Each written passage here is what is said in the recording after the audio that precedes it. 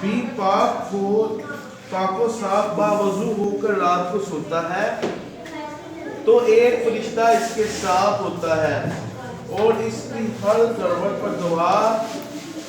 اس کے لیے دعا کرتا ہے، اے اللہ اس کی مغفرت فرما، اس لیے کہ یہ پاک و صاف ہو کر سویا۔ اس کے بعد تھوڑا سا اضافہ کروں، آپ صلی اللہ علیہ وسلم نے صفائی کو نصف ایمان کہا ہے، ٹھیک ہے، یعنی کہ ایک چوتھائی ایمان کے برابر ہے صفائی، پاک و صاف رہنا، ٹھیک ہے، ہر وقت یعنی کہ پاک صاف رہنا، یہ بھی ایک عبادت ہے، ٹھیک ہے۔ ہمارے دائرہ اسلامک یعنی کہ صفائی کے ساتھ سب سے زیادہ تعلقات رکھے ہوئے ہیں۔ کیا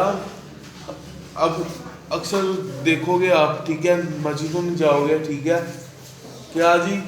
اگر بارش ہو رہی ہے، برسات میں گئے، کیچڑ کے داغ پڑ گئے، پہلے لوگ جا کے خود ہوتے ہیں، کیا جی نماز نہیں ہوگی،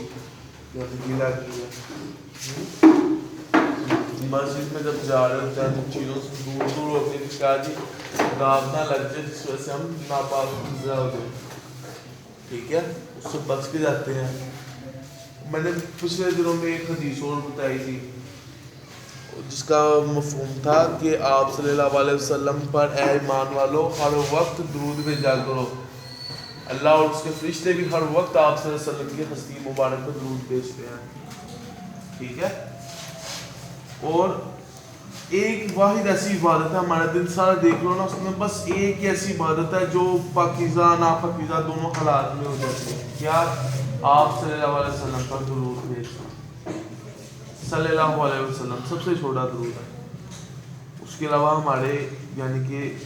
دین میں صفائی کا بہت احترام کیا گیا ہے کہ نماز بھی پڑھنی ہے اس جگہ پڑھو جس جگہ آپ کو پتہ ہے کہ ہاں یہ پاک ہے، پہلے تفتیش کرو۔ نماز اگر فور ایگزامپل آپ سفر پہ گئے ہوتے ہیں نا، پہلے آپ تفتیش کرتے ہوئے نماز میں نے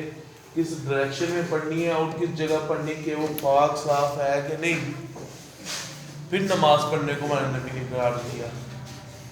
ٹھیک ہے۔ چلو کچھ